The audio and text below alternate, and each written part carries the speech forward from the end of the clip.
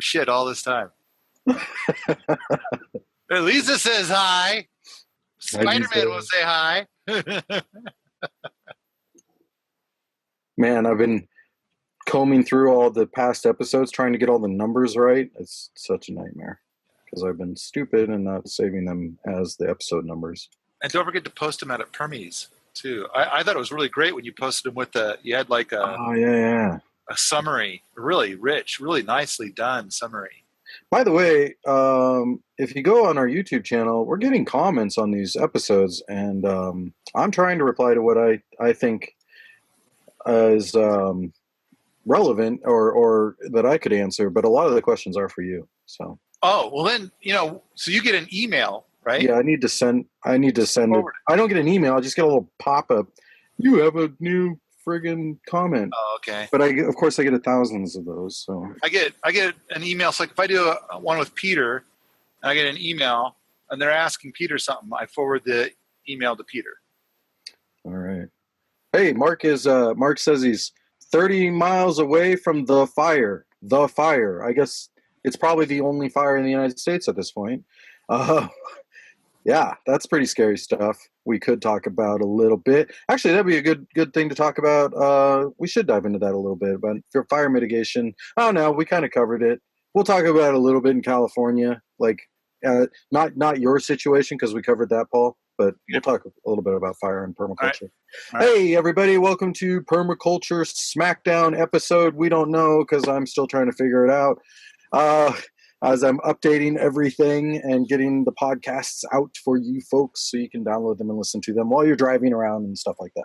I am Josiah Wallingford, and I am Paul Wheaton. From Permies.com, correct? Sure. All right. Something to say, Lord of the Jungle.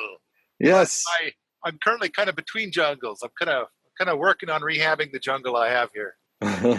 Lord of the potential jungle. Yeah, something like that. Yeah. All right, cool. Spider-Man's on. Oh, yeah. So we have someone joined us named Scott Webb, and we keep talking about him being Spider-Man, but he's not talking back. So yeah. Type, damn you! That's okay. We got a lot of stuff to cover. We do. I sent you something about Wednesday because you sent something about Tuesday. I don't know where you find this shit. So I send Paul, and he sends me an email. What are we talking about today? And I'm like, I want to talk about Tuesday's experience in that we'll talk about. And he says, oh, speaking of Tuesday, here's Wednesday, and sends me a link to a YouTube video, which is Adult Wednesday Addams. Right. It's not Addams adult, Family Values. It's not adult like as in like it's porn or anything. It's no. It's her as an adult. It's Wednesday Addams all grown up. Of course, she's like 18 or 19. I don't know about all grown up. I mean, the thing is, she did 2 seasons of this little funny YouTube show, which I thought was just brilliant, brilliant stuff. And it sounds like whoever owns the copyright for Addams Family made her stop and even delete it. And then other people must have. So like, fuck you, repost. Something like that. Yeah. So cease and desist, which is really unfortunate because it was wonderful. Oh man, I got one of those. So I had a publishing company. I can't remember their name. Green shit. I don't know. Anyway, this publishing company sends me an email with 2 links saying, or no, didn't even send me an email with 2 links. Says, you have content of ours on your YouTube channel. Remove them immediately. And so my reply was, what the fuck are you talking about? What video? Like, tell me which videos. So they sent me 2 videos. One of them is like, okay, well, that's really fucking sleazy of you. And the second one's like, no, there's not. It's 2 people talking the whole time. There's nothing else in it but 2 people talking. Fuck you. God, that pissed me off so much. Anyway, it's a publishing company that I've been dealing with for the last couple months. That's just driving me nuts. I can guess who it is because we have all kinds of troubles with that same publishing company over at Permies. Oh my God. And it's like, wow, you guys should be working on publicity, not chasing red herrings because you're you're creating a lot of really bad PR, because now we kind of choose to dodge them and all their books. And I don't know who the fuck is. I mean, I don't know anybody. If anybody has dealt with them, there's no way they're going to publish with them. They're like, no, I've steered a lot of authors away from them. Like, oh, don't get in there, don't get into that. It's bad news. So all publishers are a little dodgy right now, and they're trying to keep going in this era of mega piracy and stuff, and they're like really scraping the barrel to try and make things work out. Even if you self-pub, it's a mess, and that whole area is a stinky shithole. It doesn't have to be, though. They need to start inventing, like imagining how to run their business differently instead of clinging on to these old ways that aren't working anymore in this new day and age. Well, and the thing my personal philosophy, which I understand I am very much in the minority, but I believe that if we're going to talk about permaculture and permaculture ethics, I think at the beginning it should be, let's be respectful to the creators of certain works. Oh yeah. You know? And it's like, I'm just going to jump right into it because Bill Mollison has died, but Bill Mollison never published a PDF of the Big Black Book of, it's out there though. Yeah, it's out there. That's exactly it. Every copy that's out there is a pirated copy, and it is disrespectful of Bill. I'm sorry, I'm going to get really angry. Yeah. You wanted to talk about some other things today. Well, I would say that I'm fine with a PDF version of a book if you have purchased the book. I don't care if you pirate something as long as you have purchased it. I am not okay with piracy. I think that if Bill Mollison says to you, "Oh, it's okay to have that PDF copy," then it's okay to have the PDF copy. But other than that, be respectful to the person who created it. Yeah. And so be respectful to Bill Mollison. Bill Mollison says every PDF copy is a pirated copy. Therefore, don't fucking touch it and stay away from it. And we were talking earlier before we went live about Toby Hemingway. Toby Hemingway is very upset with pirated copies of his book. And it's like, be respectful to Toby Hemingway. And I know both of these gentlemen have died. And it's like, so who's going to stand up for them now that they've died? And I don't know. I've heard all the arguments favoring piracy, but it's piracy. It's theft. It's like, if you want there to be copies of a book, of a permaculture book given away to millions of people, go write your own book from scratch and give that away. Stop stealing. And a lot of times, a lot of this piracy is done in the name of like, rather than going through a publisher who will get like $3 or $4 per copy, they put it up on a website that's just caked with ads. And so then, that party then allows you to download it, and they get like what, 0.17 cents per download, something like that. So it's kind of like, no. See, so somebody's still, the only reason there's piracy going on is that somebody somewhere is still making money. And even if you're not making money, if you have a copy of something and you give it to Bob, then it's like, the person who created it is still being disrespected, and I'm still against it. Yep, me too. I mean, well, it violates the non-aggression principle. I'm against it. I'm always against that. I think if you think it's too expensive, then don't buy it. And I face that problem every time I want to like on Sunday evenings, I try to not work, and I'm going to do something. I'm going to watch a movie. Is what I try to do. And it's like, if I'm going to watch a good movie, it's going to cost, $5 to watch it, like instant view. And it's like, I don't know if it's worth $5. I kind of want to watch it, but I don't know if I want to watch it $5 worth. So I'm a cheap bastard. And so I end up not watching it. There's movies that I haven't seen because I'm not willing to part with the $5. But that's being respectful of the creator. And if you look at those movies, there's like hundreds and hundreds and hundreds of people that had to get paid in order to put something together. And that's another thing too, is that it's like a lot of this stuff, It's like you try to create something fantastic. You can't create something really fantastic unless you've got like 30, 40 people involved, and they all want to get paid, and they won't do it. That's where I've kind of got this issue with a bunch of these nonprofits or whatever. It's like they claim to be for some cause, but all they're for is their own fucking pocket. And it's like they bring in money just to pay themselves, and that's all that they do. But they're called a nonprofit. And in the meantime, there's other people that are trying to do the exact same thing that are reaching far more people, and they're not getting a fucking nickel. So I'm sorry. I've got. So what were we going to? Let's talk about something more permaculture-like. Sure. Scott Webb, Spider-Man, says it's 12 degrees here. What's your temperature? Probably in like 55 where I'm at. Oh, I don't know. There was frost on the ground earlier today here. I know that our floors have felt really cold here, and I'm kind of thinking like, man, did something happen to the insulation under the house? I have to go look. Last time I call you, you're like, there's smoke in the house. The rocket mass heater is going backwards. Oh, yeah. Yeah. So apparently, like the fire was getting towards the end or something like that. And then we had the dryer going, the kitchen fan, and one bathroom fan. And it made the rocket mass heater go backwards. And it was like, ah!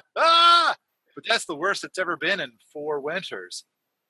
So it's kind of like, if that's the worst that we ever have, then I still think we're doing good. And by the way, if it was a conventional wood stove, it would have done exactly the same thing. Oh yeah, yeah. That had nothing to do with the type of stove. It was just how smoke works. Yeah, like yeah. It was just yeah. All right. Let's see. So I wanted to talk briefly about Paul Stamets. So Paul, Fungi.com, was on the Joe Rogan podcast, which I listen to and absolutely love. But it's an excellent episode, and I highly suggest you guys listen to it. It's funny, entertaining, very entertaining. Blew Joe Rogan away, which was great. That was the best thing for me, because I always think like, man, I wish like Jeff Lawton would get on Joe Rogan's show, or Paul Wheaton would get on Joe Rogan. So like permaculture would get on the Joe Rogan show, and Paul Stamets is in our realm. And so it was a good opening for him, or introduction, and it blew him away. And of course, he's into psychedelic mushrooms. Joe Rogan is, but and so that's why he had him on. But it was an excellent episode. You watched it too, correct? I saw it. Yeah. Mm-hmm. Yeah. So what do you think? I thought it was really good. I think Paul Stamets is going to have a hard time walking anywhere because he's got so many superhero capes on at once. It's got to just bring him to the ground. There's so much he's doing, and of course, I've got a little bit of a problem with Paul Stamets, and it's not necessarily Paul Stamets, but some of the employees that he had. I don't know, what was this, 8-9 years ago, and basically anyway. So I've got a bit of a tiff with his organization, but yes, Paul Stamets is amazing and wonderful and fucking saving the world in so many different ways. The stories he was telling were just, I mean, some of them were like a little unbelievable, but maybe they're all true. I don't know. It was funny though. Like he was talking about the 9/11. After 9/11, he's like researching this mushroom, and all of a sudden these Black Hawk helicopters are flying over his business and shit. Or I don't know if they're Black Hawk. They're just unmarked. Anyway, government helicopters. He wasn't there, but anyway, they shut down or whatever. But it was a very fun episode to listen to, and I think you guys should check it out. I put a link in for those that are Patreon supporters and Permethos students. You get into our special chat thing. It's in the chat, the link directly to it, if you want to check it out. So at one point in this show, there's a thing that Paul Stamets did not comment on. That's right. He's like, yeah, I'm not. You know what the story is behind that? No, I don't. Tell us. Tell us. So here's what I think happened is that he says, I think Joe Rogan says something like, okay, so like button mushrooms, those are great, right? And Paul Stamets says something like, I won't eat them. And So Joe Rogan says something like, well, why? And Paul Stamets says, that's something that I cannot talk about. And so Joe Rogan says, yeah, like pushes him. Yeah. Tell and so then Paul Stamets, his response is,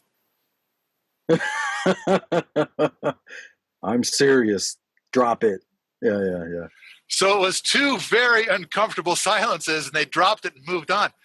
Now, I took my PDC in 2005, and so as part of it, we went to Paul Stamets' place. And there was a guy there that's like one of the lab monkeys who gave us the tour, it was a cool tour. It was a cool place. And some very powerful bits and bobs I picked up there.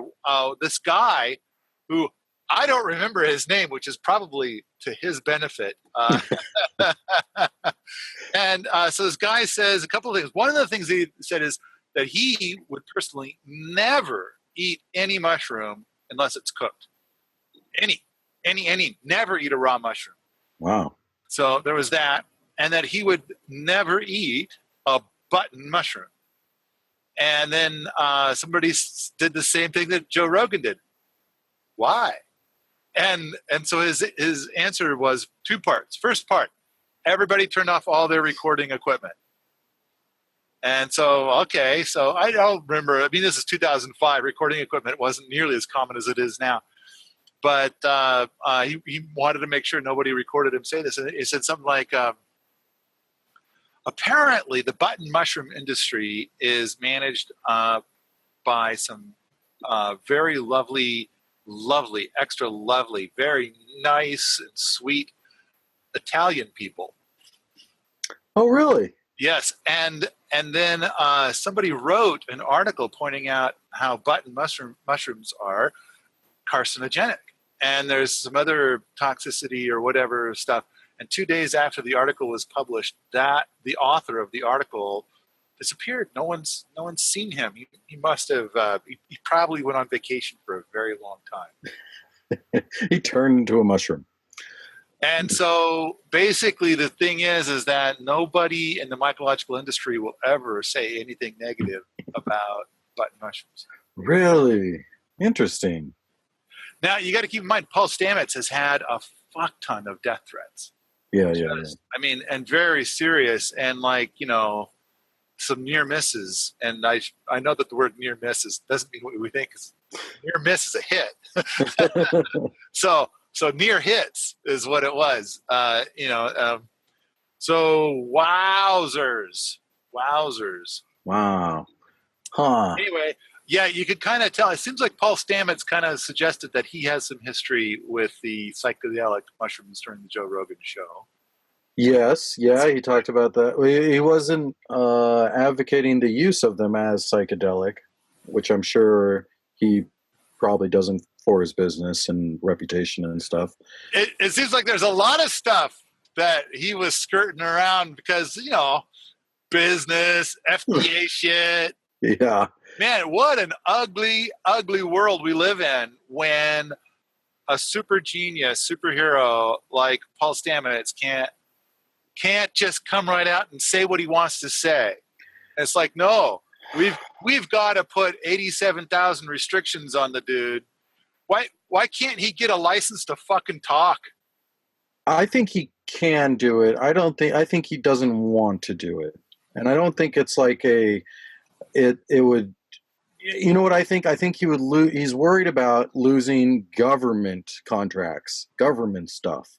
Sure. Yeah.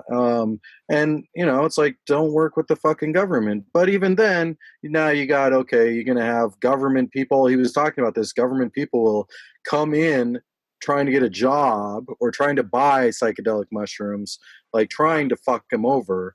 And so, of course, even if you're not getting paid by the government for jobs, they're still going to try and fuck you over, especially if you're dealing with narcotics or psychedelic kind of stuff. Which to me is like, I don't know. I am against the war on drugs. I think all drugs should do whatever the fuck you want. I don't think they should be legalized because legalize implies tax. I think they should be decriminalized. Like, let's just fucking end this long ass war. Well, okay, I agree with you that the war should end. However, I disagree with the part about taxation, because as a guy that has never done any drugs in all of his life, the idea that all the people who do drugs are going to be taxed to the gills could potentially equate to me paying less taxes and all my other tax stuff. But of course, we know that will never happen. And instead, what's going to happen is they're just going to have more money to do more ridiculous shit. Yeah, and the fallacies there are, okay, so now it's just more money for, guns. And then the other thing is that, okay, so now you're I'm losing my train of thought, but sorry. All right, so okay, so if you're stealing, essentially you're stealing from people so that you don't get stolen from as much. That's the idea behind, like, I hope they pay taxes on this shit because I don't do it and I'll have to pay less taxes. Point your guns over at them. Yeah, I just fucking hate that. But I know it's the mentality, and I guess if you're going to live in the system and it's like, hey, if I pay this Nazi, he won't fucking bring these Nazis over, so I guess I'll do that. I hate it. Anyway. Okay, so psychedelics, man. So I'm fine with psychedelics. I've done a lot of mushrooms. In fact, at one point in my life, I was young. This was before I joined the military. I was doing a lot of mushrooms. And I had to quit because I started feeling, when I was, not fucked up on mushrooms, I could feel poison in my veins. It hurt. And so I quit doing them. Yeah, because I was doing too much. When I was young, I got to see way too many people doing way too many drugs. So basically my choice was to not do any drugs at all. And then some of the people that I know died. And then there's also a guy that I knew when I was 16. Apparently he had, before I met him, he had like this super genius thing going on. And when I knew him, he was definitely fucked in the head. It was a mess. It was really, really Which is very common of super intelligent people to get addicted to drugs and alcohol, which is sad. But I've just seen so much firsthand. Like, I've seen it. And it's like, I've just elected to have no part of it. I've seen all I want to see for the rest of my life. I saw a lot of nasty shit too with drugs, but here's what I'm thinking. The reason I would like to see it legalized, first of all, no more. I mean, I would imagine a lot more clinics would be opening up for people, support groups, kind of things for people. People wouldn't be thrown in jail for nonviolent crimes that I'm having to pay for, and companies would start producing these drugs, these hardcore drugs, and companies could be liable for these drugs that they're creating, so they're going to be creating better products. I think they'll be creating better and safer products where it's like, you don't know what the fuck you're getting in this vial of whatever you just bought off the street, but you know exactly what you're getting when you buy it at a store. So I don't know. That's my opinion on it. And hey, that helps a lot with like the Mexican cartel war shit going on. Get rid of gangs. What happened to the mafia after they got rid of prohibition on alcohol? Right. Oh yeah.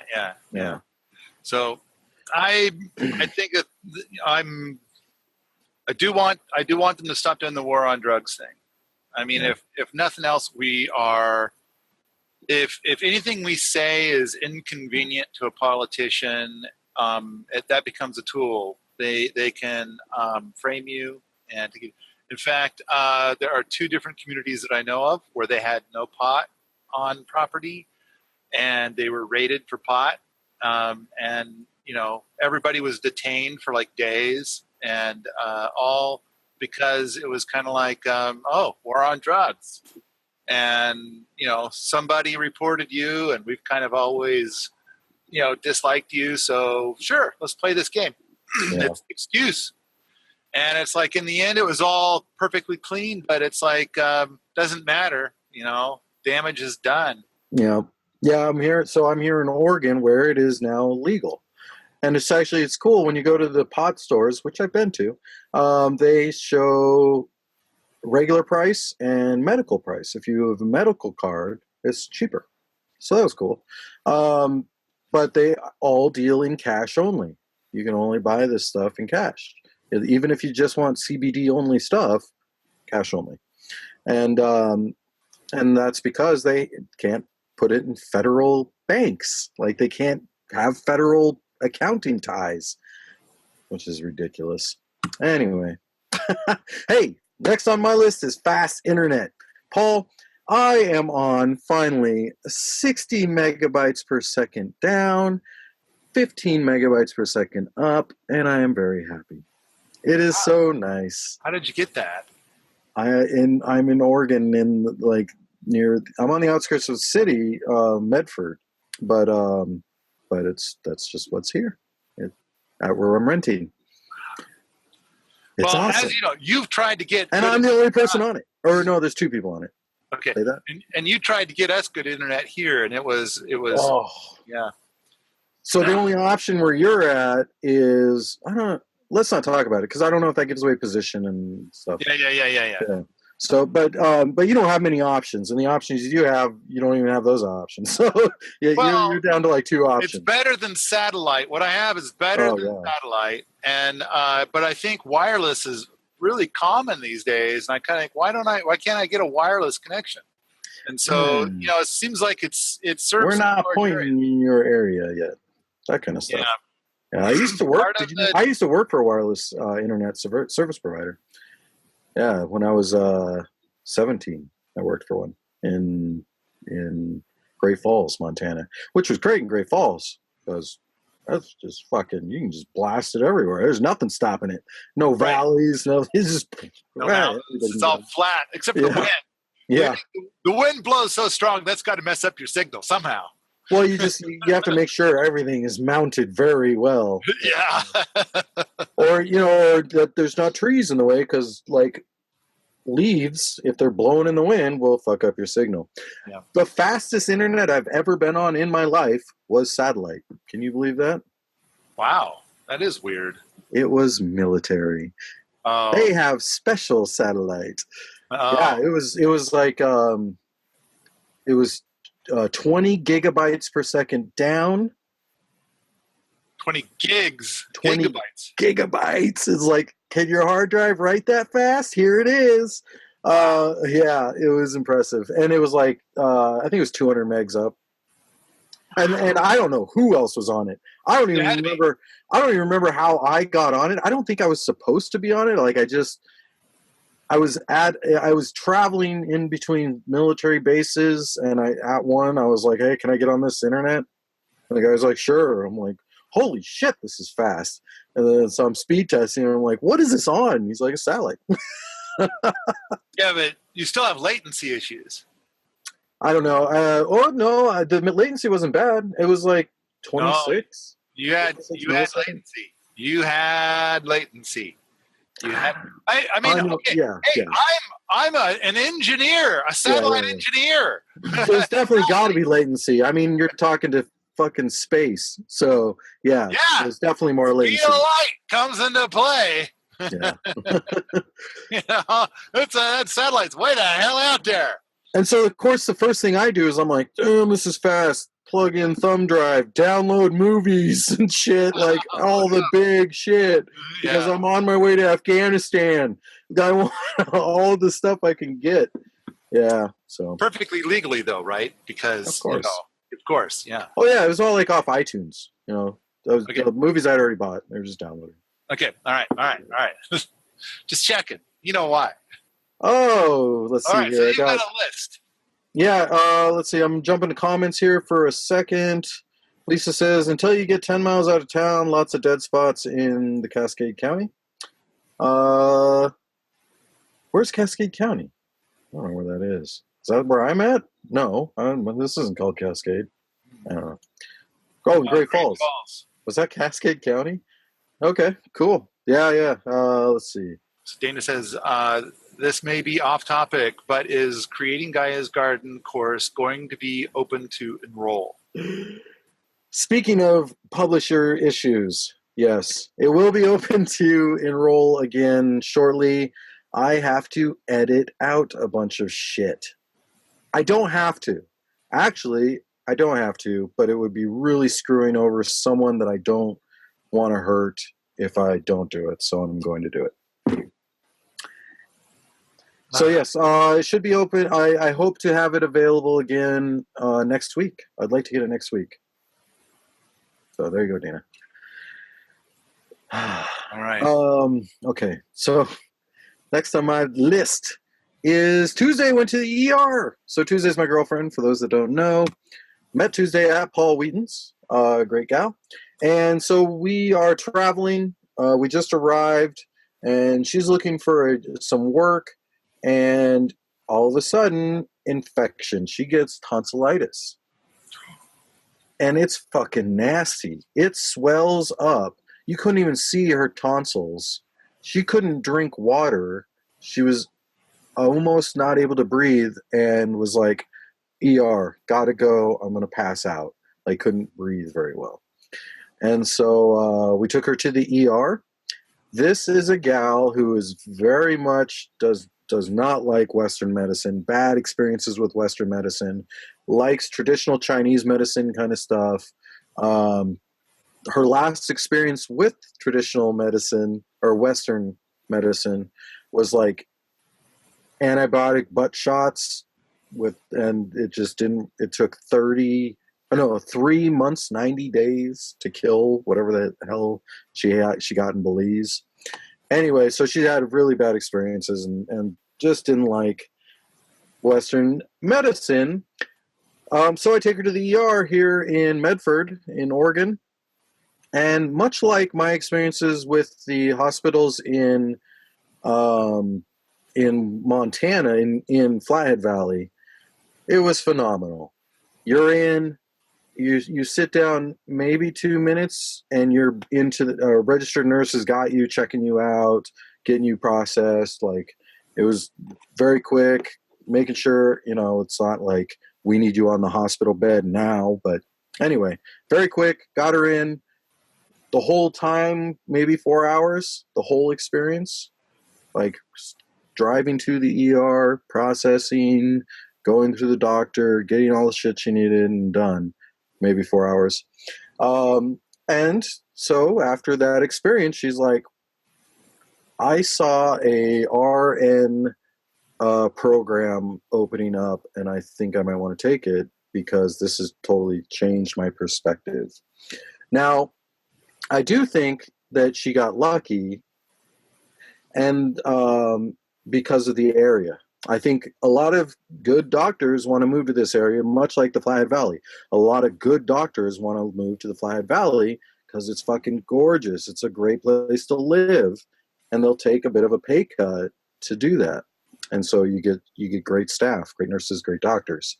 But it was a great experience for her. So basically, they numbed her up, gave her an IV, took 3 IV bags, and still didn't have to pee. Like, she was dehydrated. And they poked the swollen up area, removed a shitload of pus stuff, because I guess that's what's in there when tonsillitis. Yeah. Uh-huh. But, then she's like, oh, I can breathe. Awesome.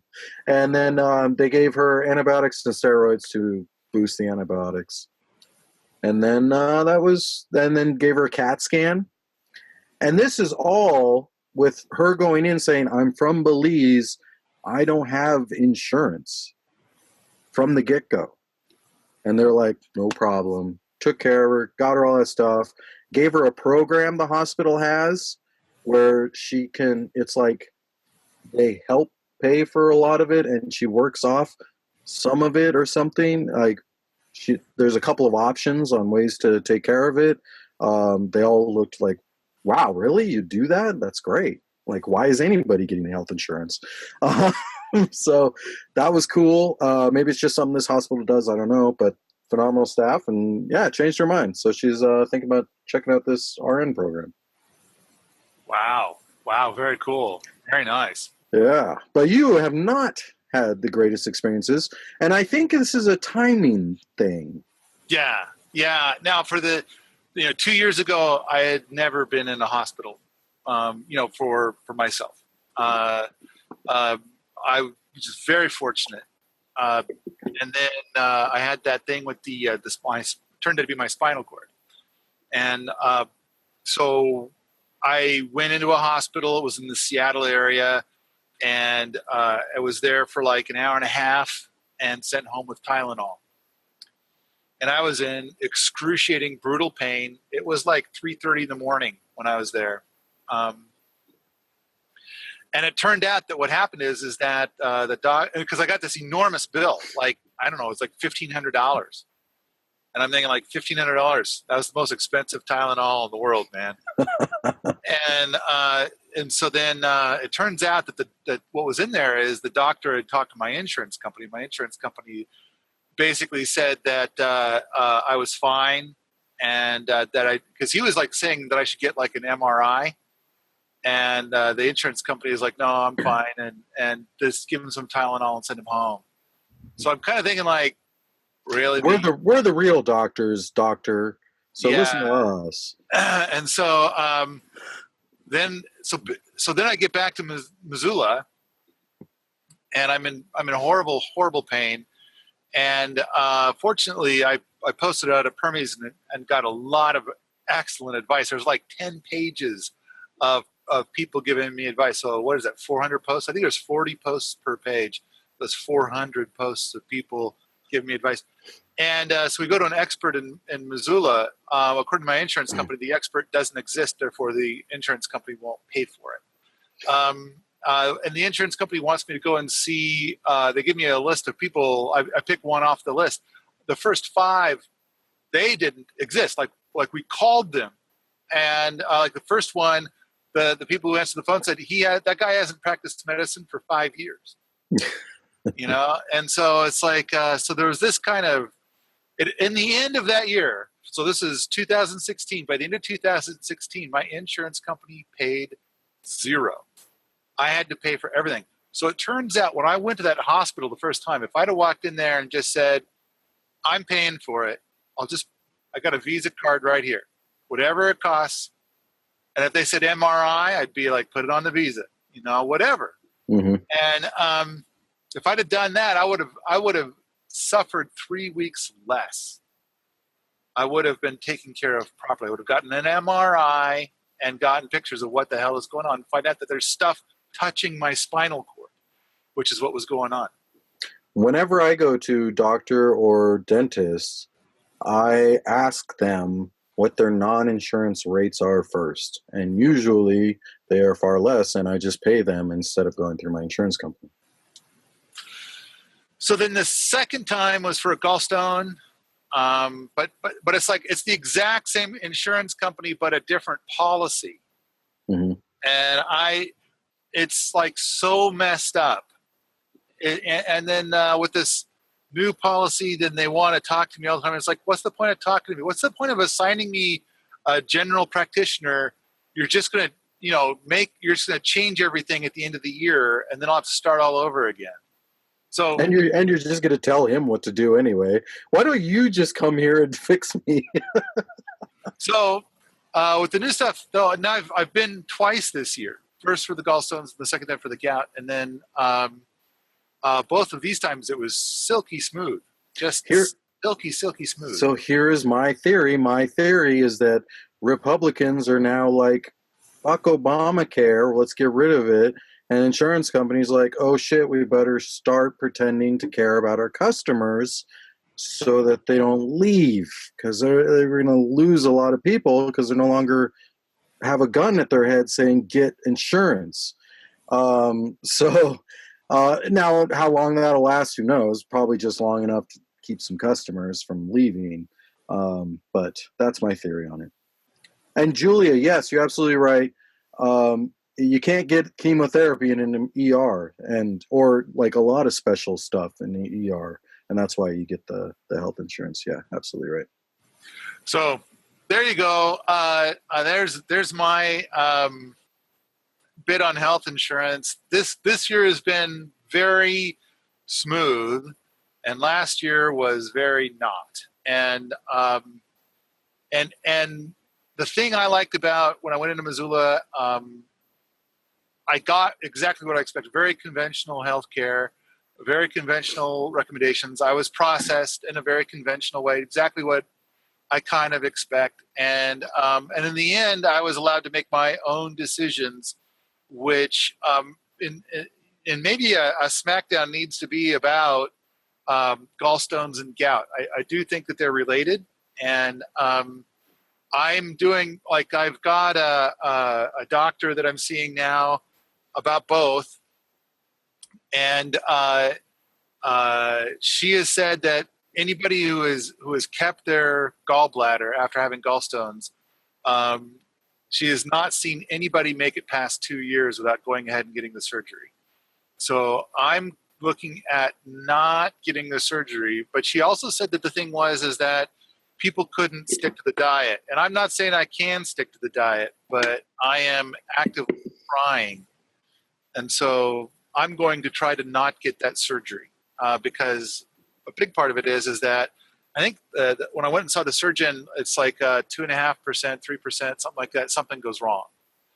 And he says that he's done the surgery over 1,000 times, and his record is much lower than the average. But I kind of feel like I'm such a fucking giant that I'm an edge case already, and so if something's going to go wrong, it's far more probable that it's with me. So I'm going to try and dodge that. So I haven't had a gallstone attack in a month and a half. Yay! Almost, yeah. I'm thinking like you made it past Thanksgiving. Like, you haven't had it since before Thanksgiving. That's amazing. Yeah. So, but of course, really, it's about trying to get 2 years. But that's another podcast. Yeah, we should do that. We should do a full disgusting bodily things episode. Ben says, if you get health insurance BS like this, demand they provide the names and credentials of their board members making medical decisions. I imagine he's talking about the insurance companies. I guess. They will not want to provide this legally required disclosure and stop pressing on the charges in most cases to avoid PR problems with us knowing they are all BAs at best, not MDs. I've saved thousands this way. Julia. Okay, Julia, I got a comment for this one. I would like the Canadian system, private doctors, government insurance. Nobody cares what I think, sadly. So I have family members in Canada, in British Columbia, that have major health problems, and they go to America. The reason is the problem is heart. It's heart related. Half of his heart is dead. And so he has to go to the hospital quite a bit, as you can imagine, to specialists to get checked up and all kinds of stuff. And they go to America because when they schedule in America, they're in within 3 days to 7 days, depending on what it is they need. And in Canada, they have to wait months. And that's really scary for them when missing half a heart. And so they opt for they pay for medical insurance in America so they can to go to America for it. So that sucks. But it's nice to be able to get anything you want for free or checked up, at least checkups. I like that a lot. People in Canada get a lot more checkups. But they have to wait months, like they schedule it seems. And then they wait months, go get their checkup. That's fine. And I think that's great if you need checkups or if you want checkups. I think it would be great if a lot of people got checkups. But if you have like major issues and you have to wait months, that is it's scary. It's really scary to be in that situation, I think. All right. So then I sent you the thing you talked about Tuesday. I sent you the thing about Wednesday, and now where are we going from here? Is it time for Thursday? Is it time for what? Tuesday? Thursday. Oh, Thursday. I want to talk about Saturday. So, last Saturday we ran a contest, which was a ton of fun. Basically, it was, here are 5 courses that we're going to run a sale on, possibly. You vote for which course you want to be on sale. And then I randomly, so then everybody voted on Saturday, and then on Sunday, I put all those people in a spreadsheet with their numbers, what they voted for, what courses got the most votes, which ended up being Bear Paw's course, which is not out yet. It's pre-release. I made that very clear. But they got it. That was who won the votes. So that course is now on sale for this week until next week. We're doing this 4 weeks in a row. So we got the course that's for sale based on votes. Then I randomly selected the people that voted, one of those people, and gave them a free, whatever one is on the list, pick one, it's yours for free. And so that was a lot of fun. And then when we chose the sales price, we also made that random. So it was, we took the full price of the course, and then randomly, like, let's see what let's roll those dice. And it ended up being huge, $18 off a $25 course or something. So it was like $7. It ended up being $7, I think. For the course, right now, it's on sale.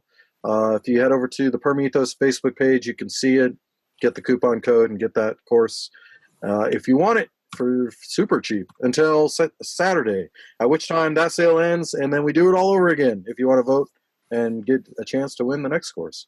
So that was a lot of fun, Paul. I think it was just a lot of fun. Even if we lose money at it, it was tons of fun. All right. And what's Bear Paw's course? What's he teaching? Stake sides, building roundwood timber framed stake sides, which go on your trailer, truck, whatever. Yeah. Like the ones you have. Yeah, you saw mine. Yeah, when we made those, we filmed the whole thing, and that's what the course is. Okay. Yeah. All right. It's so pretty. I get so many compliments, and I get people like honking my horn, yeah. And of course, I'm thinking, what the fuck is wrong with my truck every time they do this? Like, oh, should I pull over? And then I see them, yeah. So they like it. It's cool. So yeah, the thing that you do when you put the name of your business on the side of your truck, you're gonna get some of that. Yeah. Cool. People like our logo a lot because it's like a boy reaching for an apple on an apple tree. We call him Johnny.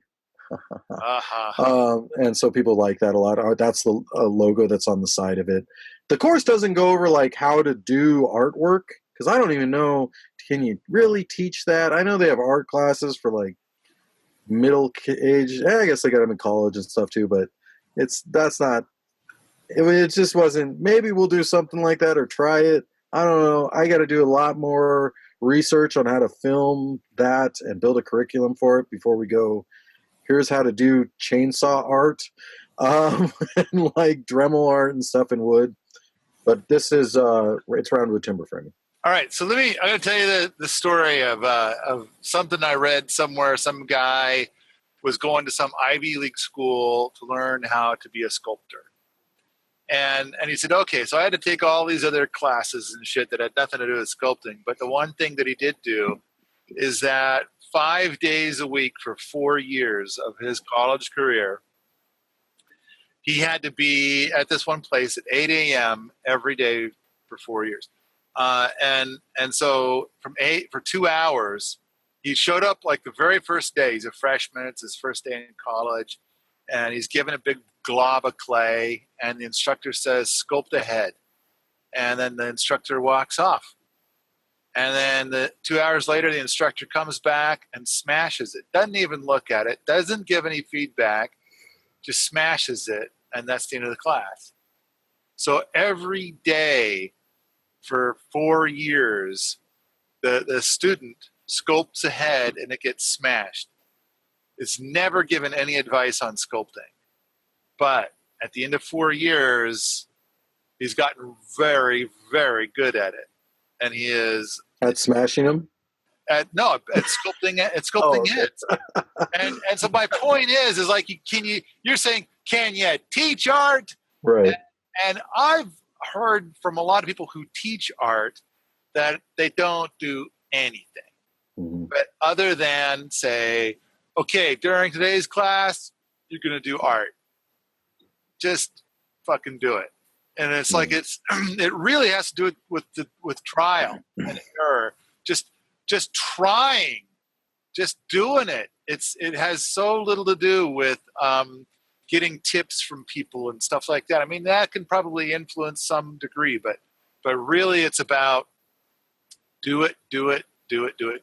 So for practical art, I mean, they have I'm sure they have courses on modern art, like where you're studying artists and their art and they're talking about shit. But yeah, it's there you go. So if you want to become a sculptor, save yourself the money. Just have your wife smash your sculpture every day. Well, I think the thing that the school did is that, attendance. And Right. While you're there, you're fucking sculpting. You're not chit-chatting. You're not doing anything else. You're fucking sculpting. Yeah. And that's all you're doing. Yeah. Whereas I think if you leave people up to on their own, it's like, and you say, oh, you just do it yourself.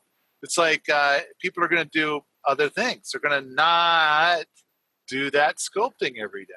That's my experience with art classes. It was pretty much like, this is what we're going to do. Now do it. And then you sat there and did it for hours. Now, calligraphy was probably the closest thing to they fucking checked that shit. And, but that was, it was part of art class was calligraphy. So I think that not only did you just do it, but then also the teacher was there to tell everybody to shut the fuck up. Hey, this isn't a place. This isn't a chat class. This is art class. Shut the fuck up and get back to doing your art. So do art teachers get less benefits or less pay than other teachers? I don't know why. I don't know. If I was running a school and there was an art teacher and a history majors teacher, I'm paying the history majors teacher a lot more than the art teacher. You know what? I think if I was a principal of a school, I think I would gauge the pay to the teachers based upon which teacher brought me the most hassle. The most hassle? The most drama and ick. And it's like, and so then whichever teachers are bringing me the most peace and tranquility, those are the teachers that get paid more. Plus, if there's a problem in the class and the teacher solves it without having to involve me, that's bonus time there. I like those what are they, charter schools where they have two people sit in the class evaluating the teacher every class. They're sitting there grading the teacher, and then that gets handed in to make sure the teacher's doing a good job. Why not? If I'm working a regular job at a factory, I got a supervisor watching all my shit. Why can't a teacher have someone sitting there watching them and making sure they're doing their job? I don't think that's bad. Now, of course, then you're paying two more people to sit there and watch someone that you're paid to teach. What else? Other systems have I heard of? Anyway, there's a lot of cool educational systems or alternative education systems and alternative pay systems for teachers. And you know me, I'm against government unions. And teachers union is the biggest government union there is, I think, or close to it. I moved around a lot as a kid, and I got to see a lot of different schools and a lot of different teachers. And some are better than others. And a lot of times it has to do with the school. It's the school fosters a certain kind of thing. And there are some schools where it's goodness and decency is the rule of the day. And there are some schools where it's kind of it's like if the kids beat the shit out of each other all day, every day, that's fine. Who cares? We're not getting paid enough to get into that. Mm-hmm. And if I don't know, stupid petty shit with the teachers just wanting to fuck with the children for the sake of comedy. I mean, I've seen places where that's kind of the norm. Jesus. And Yeah, it's like, but at the same time, there's also places where it's like, man, these teachers just love to see kids learn and seek awesomeness and seek a decent path and do good things. And the students get trusted, and the students actually, do well with that trust. Whereas at other schools, if the students are trusted at all, it's because the teacher doesn't want to fuck with it. And then, of course, the students utterly abuse that trust. So I've seen all kinds of different stuff, and it was all public schools. Mhm. I never went to a private school. Yeah. So I don't know. This, in my old age now, I just kind of look back at a lot of that, and I visited with some teachers here and there, and it just sounds like things are so fucked up right now. Man, I'm glad I'm not in school anymore as a student, and I'm definitely glad I'm not a teacher. Yeah. Yep. Agreed. Yeah. Ben says, I think we should simply exempt teachers, nurses, etc. from taxes. I agree. I also think we should exempt the schools from taxes, and we should exempt us from having to pay the fucking taxes for the schools and nurses and teachers. I like a pay system. I like you pay to get your kid in the school, the private system. If you don't like the teacher, you bitch about the customer service, which is what the teacher is providing, and that person gets fired and a better teacher comes in. That's the system I like. I like capitalism system in school. So Willie Smits was here for one of our workshops a few years ago, and I was talking to him about how I choose to not have a passport, and apparently he's got some sort of super passport. I don't know what exactly it's called, but he's got something where it's like he doesn't have to wait in lines. He's like, it's kind of like he's certified cool. Yeah. And so he just certified cool coming through, doesn't have to wait in all these lines, just zip right through, zip, zip, zip, zip. He doesn't have all of the other customs and passports shit that everybody else has to do. Yeah. And I didn't know such a thing even existed. And so to hear that this exists is really great. And I kind of always thought that it's like, it would be great if we could have some kind of system where it's like, oh, this person's been certified to be awesome, and so they don't pay taxes anymore because they've brought such awesomeness to our country. And then plus, if somebody wants to sue them, it's like, I don't know, the judges tend to favor certified awesome people. You're probably going to lose. They're certified awesome, and you're just average. So in fact, if you have a conflict with somebody who's certified awesome, you probably are an awful person. I don't know. I'm making this shit up. It'll probably totally backfire because, next thing you know, all the evil people are certified awesome, and all the awesome people are not certified. Have you ever seen this? It's on Netflix. I think it's called like The Black Window or Black Glass or something. But it's kind of like Outer Limits, but new. I watched the first episode and I didn't like it, so I haven't watched Well, they don't, each one's its own story. Oh, yeah, sure. Yeah. But that first one was too much for me. Yeah. So one of them is this future where like you wear these contacts, I think, which I've thought of this long ago. So it was cool. Black Mirror. Thank you, Adam. So so it was cool to see it portrayed in a film. But basically, the contact lenses were the screen, right? It's all what's it called? Not virtual reality. Augmented reality. Okay. So like you see someone and you're nice, like it pops up, it tells you how nice of a person this is, how many people like this person, shit like that. It ended up being a horror story, right? Because it was like, oh, you fucked up too many times, everybody gave you dislikes because it's all fucking high school, I don't know. Anyway, stupidness. Yeah. But my vision was, I'm thinking this is a way, and will probably happen, where renters don't rent to you if you're a fucking shithead. Grocery stores are like, no, you're a shithead. Says here, you stole food from another grocery store, no more groceries for you. Like shit like that. And there's a way to really, well, not only get rid of a lot of needed police and taxes, because it's basically a self-governing system where it's like, don't fuck up because everyone in society is going to know you're a fuck up. Like if you kick puppies every day, everybody's going to know you're the puppy kicker, and nobody's going to give you a fucking dog. Stuff like that. Anyway, that's cool. That is a little scary though. Walking around, everybody knows your name. Everybody knows if, whatever personal shit that is out on the internet, it would be like tenfold because it's interactions. You're interacting with someone and immediately you're like saying something about that person if you interacted with them. Okay. Now let's suppose that think about it like eBay, where you're voting for the people that you're buying from, and who buy. I'm sure that's never been gamed. Definitely. Okay. Now the next thing is that the government has decided that you, Josiah, that the things that the things that you say and do are not. They've decided it's not in their interest, or some wealthy person has decided the things that you say and do are not in their interests. Mm-hmm. And so then they have arranged 10,000 downvotes for you.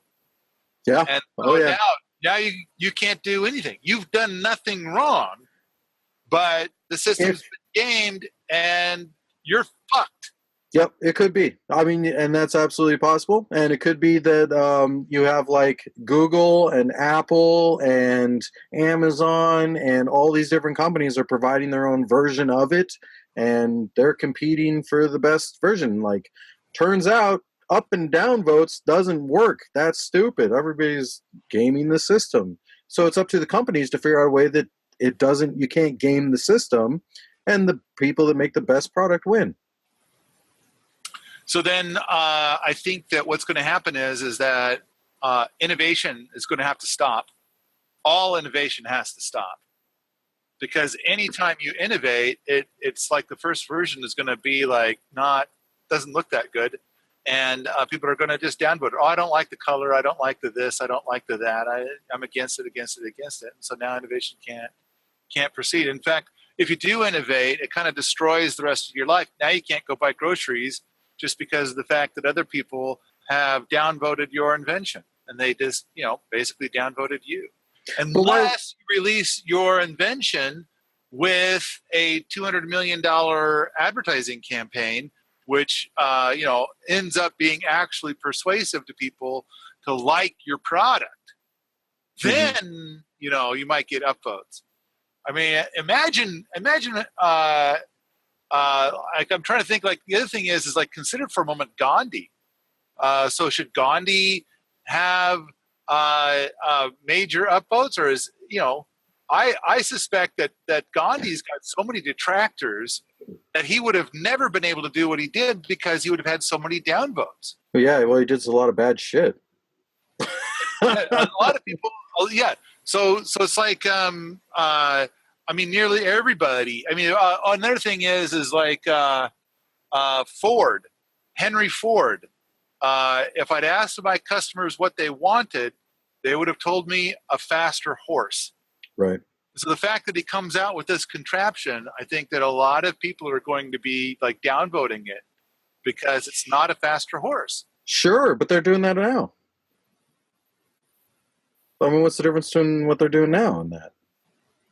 You're saying it would affect them going to the grocery store. I'm saying I don't think so. I think companies would find a way of saying, at the grocery store is where you see the grocery store events, and at this grocery store or whatever. And then there'd be grocery stores that would probably have systems that are like, the shit doesn't work here. Companies are going to do all kinds of stuff with it, but it's coming. That's going to happen. That stuff's all coming. All I can say is that as a guy who, by the way, and I'm granted, I am well known for being freakishly arrogant. And so I think everything I've done in my permaculture lifespan has been fucking awesome. I believe in my head beyond reproach. And yet there have been people who have come and they have behaved horribly. And they've gotten banned off of Permies. They've, whatever it is that they've done. And of course, as along their way, because for whatever their reason is, they've decided that I am a horrendously awful person, especially when it comes to permaculture. And so it's kind of like with your system that you're talking about, like, wouldn't it be cool if we could do this? I'm thinking like, no.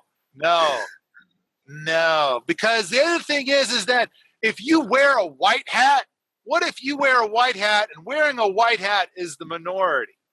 Mm-hmm. Then all these people that are pirating shit, that are doing all these illegal things, they steal from stores, they steal from creators, they steal, and you're saying, no, I don't want to steal. I don't think people should steal. I don't like that idea of people stealing.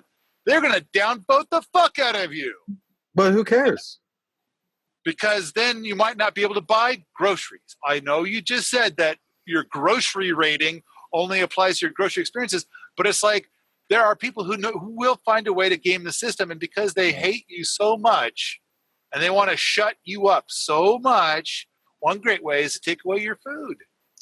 Sure. Yeah. I think that would definitely is possible. I mean, people are always going to be trying to game the system. They do it now with like Facebook, Twitter accounts get hacked. All kinds of shit happens now that would happen there as well. There's no full proof with technology. I'm not saying it would be a great thing. In fact, in the story, it was like, oh shit, that would be scary. Because people just didn't like this person who was trying to fit in with the crowd, and she just ended up getting shit on. There you go. Down votes for me because I'm fat.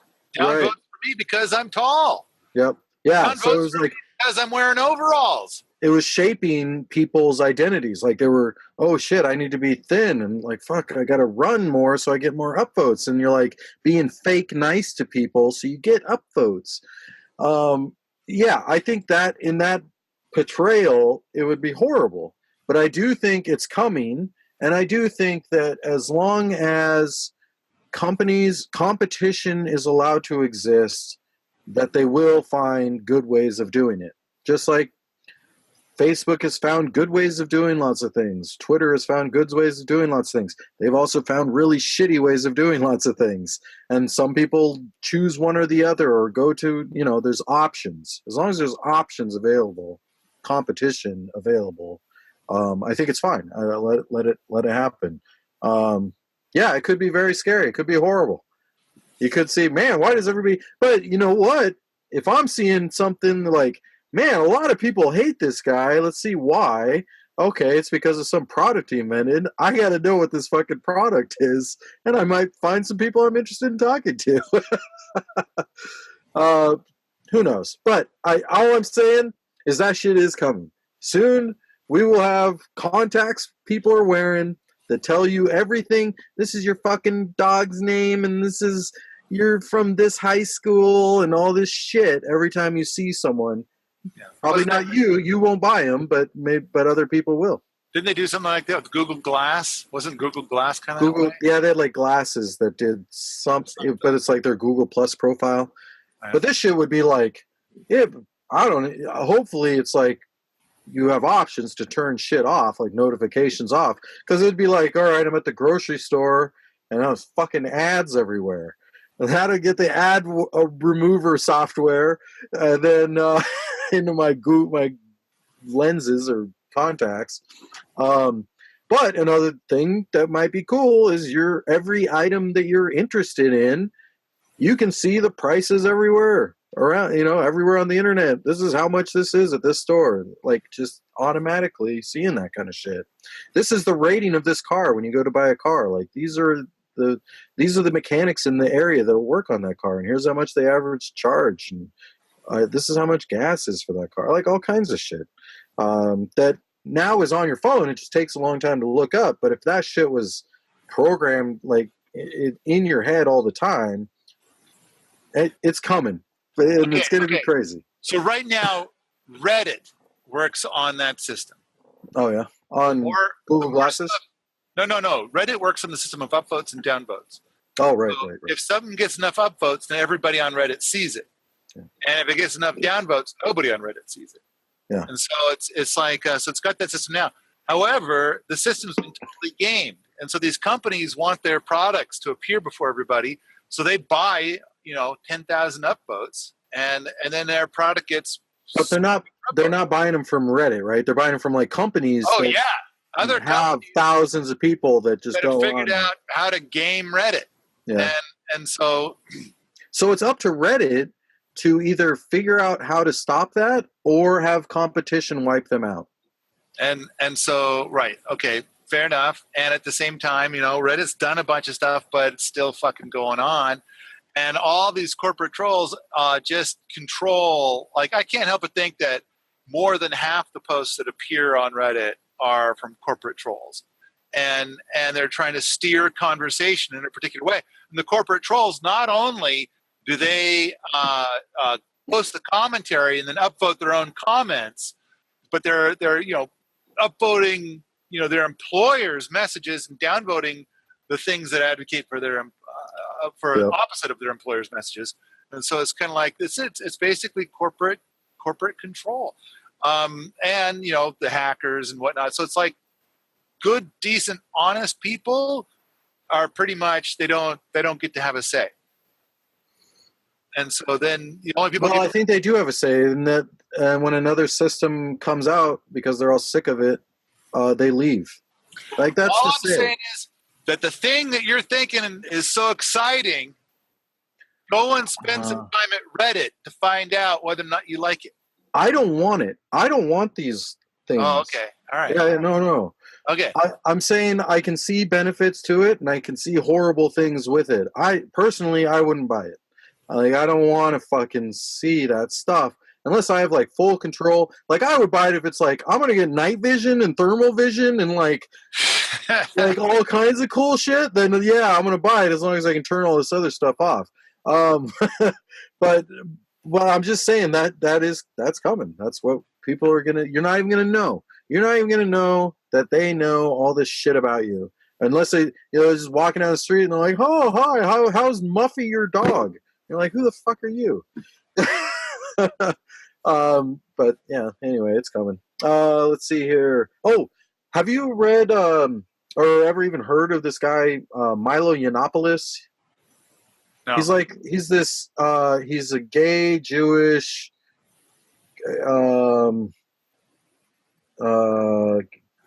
guy, the conservative, like far right. I think they call him, I don't know what he's, libertarian, okay. Yeah, whatever he is. And he goes to colleges and they have rallies against him and protests. And like he went to Yale, I think it was, and they like rioted, broke shit and stopped it. Anyway, wow. Yeah, he is, you might like him. I don't know. He's I find him very entertaining and interesting to listen to. I do agree with a lot of what he says, but I don't agree with a lot of what he says too at the same time. At any rate, I bought his book, and in the book he was talking about some other Reddit thing that started up because Reddit started banning these videos that were being posted by some like conservatives or something, or they were like pro-Trump videos or something, or something, like during the elections. Anyway, so they actually got caught banning this stuff or getting rid of it from Reddit, which of course Reddit is supposed to be like that would never happen kind of with place. And so there's an alternative Reddit that's popped up, and I guess it's doing really well. Oh, okay. This just came to my mind when you mentioned Reddit.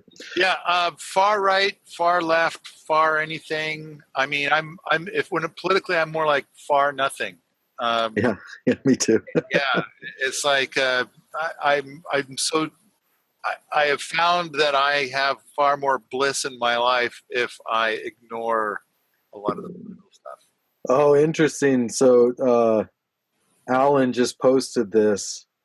I'm going to share it. We're going to pause that. China wants to give all its citizens a rating. The rating could affect every area of their lives. Socialist, or communist, sorry. Sorry, I got into a big thing with someone where they were trying to explain the difference between communism and socialism to me, and I was like, I'm still not seeing it. But anyway, yep, there you go.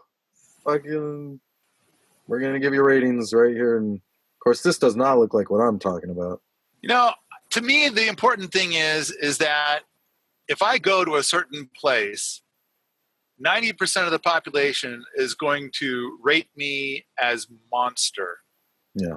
And then if I go to another place, 90% of the people there are going to rate me as fucking awesome.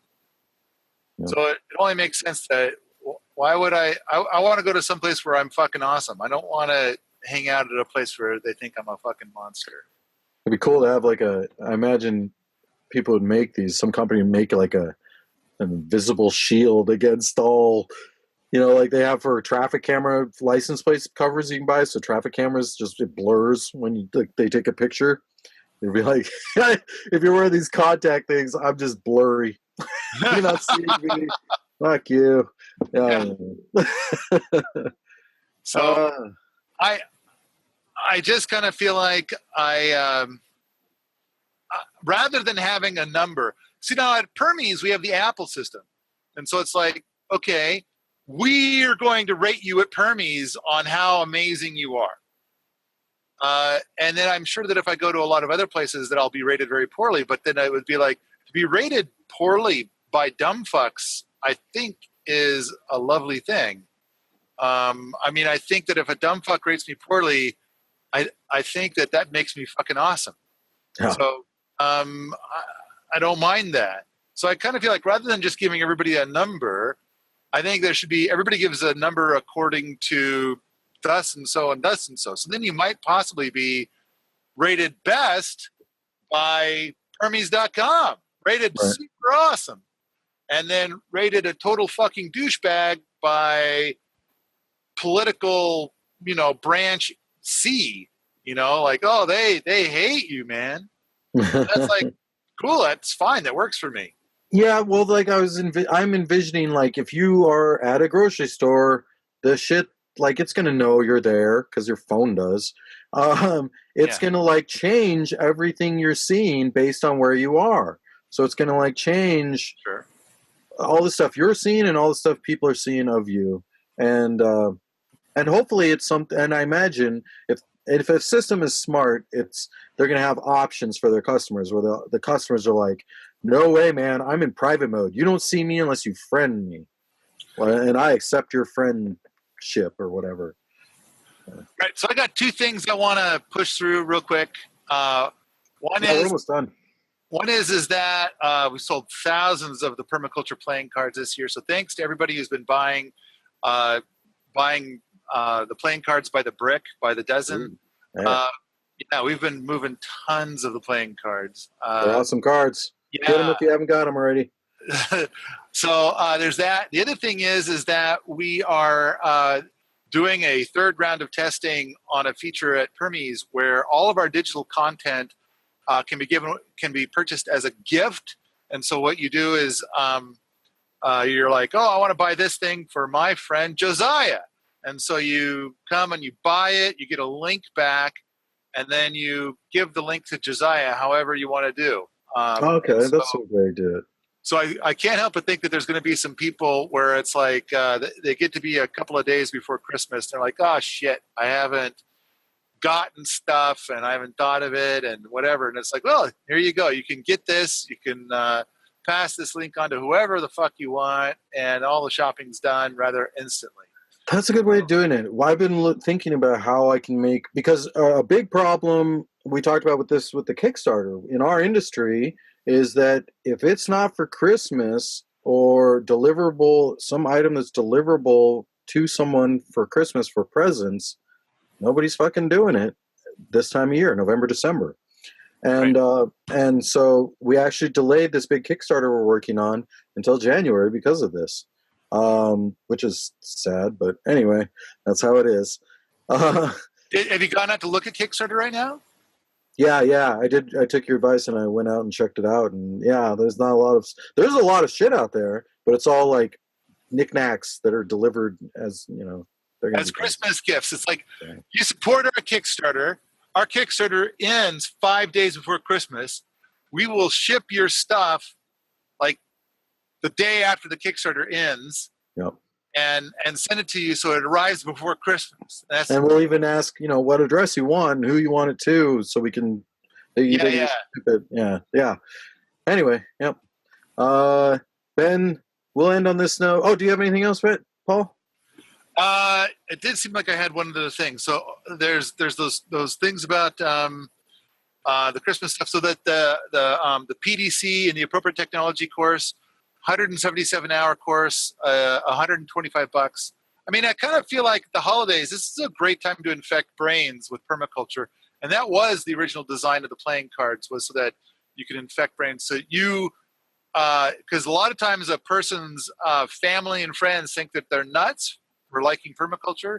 So the idea is that, here, I'm giving you a gift. It's this deck of permaculture playing cards. And so what we've designed it for is that we feel like we've got 15 seconds and we don't know which card they're going to land on. So we got 15 seconds to impress a level 0 person to the point of thinking that this person is less crazy for liking permaculture. I think that, to me, permaculture is perfect, not necessarily for the holidays. It's perfect for winter. Perfect time to get into permaculture, because you're going to start, if you start studying permaculture, you start getting into it, taking a PDC, whatever it is, you, by the time you're either halfway through it or completed with it, you're going into the season change of, here comes spring. Things are going crazy and you've just learned a lot about it, and you're recognizing all these changes in the landscape, changing with the life and the plants and the environment.